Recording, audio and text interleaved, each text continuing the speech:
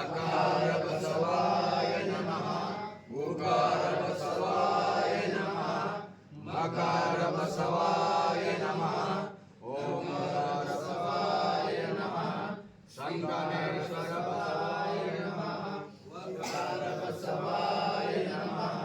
ಯಕಾರ ಬಸವಾಯ ನಮಃ. ಓಂಕಾರ ಬಸವಾಯ ನಮಃ. ಓಂ ಶ್ರೀ ಗುರು ಬಸವಲಿಂಗಾಯ ನಮಃ. ಓಂ ಶ್ರೀ ಗುರು ಬಸವಲಿಂಗಾಯ ನಮಃ. ನಮಃ.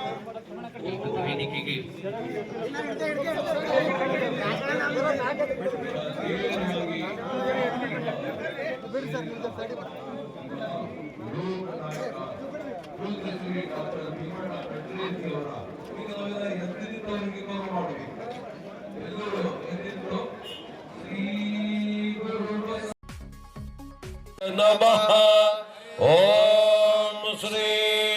ಗುರು ಬಸವಲಿಂಗಾಯ ನಮಃ. ಓಂ ಶ್ರೀ ಗುರು ಬಸವಲಿಂಗಾಯ ನಮಃ. ಓಂ ಶ್ರೀ ಗುರು ಬಸವಲಿಂಗಾಯ ನಮಃ. ಓಂ ಶ್ರೀ ಗುರು ಬಸವಲಿಂಗಾಯ ನಮಃ. ಓಂ ಶ್ರೀ ಗುರು ಬಸವಲಿಂಗಾಯ ನಮಃ. ಓಂ ಶ್ರೀ ಗುರು ಬಸವಲಿಂಗಾಯ ನಮಃ.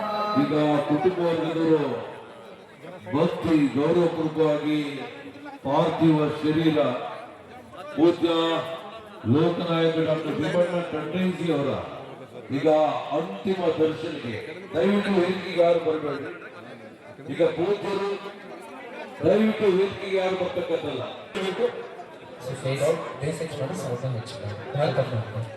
ದಯವಿಟ್ಟು ಇಲ್ಲಿ ನಿಂತವರೆಲ್ಲ ಬದುಕ ಇಲ್ಲಿ ಯಾರು ನಿಂತು ಸರ್ ನಿಂತವರಲ್ಲ ಸ್ವಲ್ಪ ನಮ್ಮ ಪೊಲೀಸ್ ಸಿಬ್ಬಂದಿಯವರು ಸಹಕಾರ ಮಾಡ್ತಾರೆ. ದಯವಿಟ್ಟು ಸ್ವಲ್ಪ ಈ ಕಡೆ ಬನ್ನಿ.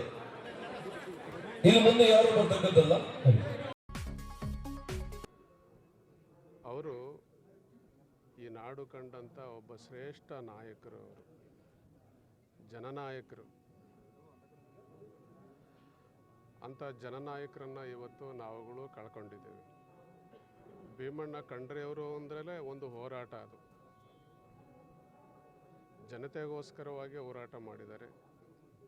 ನಾಡು ನುಡಿ ರಕ್ಷಣೆಗೋಸ್ಕರವಾಗಿ ಹೋರಾಟ ಮಾಡಿದ್ದಾರೆ. ಶೈಕ್ಷಣಿಕ ಪ್ರಗತಿಗಾಗಿ ಹೋರಾಟ ಮಾಡಿದ್ದಾರೆ. ಧಾರ್ಮಿಕ ಹಕ್ಕುಗಳಿಗೋಸ್ಕರವಾಗಿ ಹೋರಾಟ ಮಾಡಿದ್ದಾರೆ. ಆ ದಿಸೆಯಲ್ಲಿ ಅವರ ಹೋರಾಟ ಇವತ್ತಿಗೂ ಇತಿಹಾಸವಾಗಿ ನಮ್ಮ ನಡುವೆ ಇದೆ. ಜನನಾಯಕರು ಹೇಗೆ ಕೆಲಸ ಮಾಡಬೇಕು ಅನ್ನೋದಕ್ಕೆ ಒಂದು ಉಜ್ವಲವಾದ ಉದಾಹರಣೆ ಭೀಮಣ್ಣ ಖಂಡ್ರೆಯವರು. ತಮ್ಮ ಹೋರಾಟದ ಬದುಕಿನ ಮುಖಾಂತರವಾಗಿ ಯಾವುದನ್ನು ಸಮಾಜಕ್ಕೆ ಕೊಡಿಸ್ಬೇಕು ಅದನ್ನ ಕೊಡಿಸಿದ್ದಾರೆ. ಈ ದಿಸೆಯಲ್ಲಿ ಅವ್ರದ್ದು ಒಂದು ಸಾರ್ಥಕ ಬದುಕು, ಸಮರ್ಪಣೆಯ ಬದುಕು, ಸಾರ್ಥಕ ಬದುಕು, ಅದು ಸಂತೃಪ್ತಿಯ ಬದುಕು. ಅಂಥ ಸಂತೃಪ್ತಿಯ ಬದುಕನ್ನು ಅವರು ನಡೆಸಿದ್ದಾರೆ ಅಂತೇಳಿ ಈ ಸಂದರ್ಭದಲ್ಲಿ ವ್ಯಕ್ತಪಡಿಸುವರು. ಅವರು ಸಮಾನತೆಯ ಪರವಾಗಿದ್ದರು. ಯಾವತ್ತಿಗೂ ಸಾಮಾಜಿಕ ಅಸಮಾನತೆ ಇರಬಾರ್ದು, ಅಸಮಾನತೆ ಇರಬಾರ್ದು.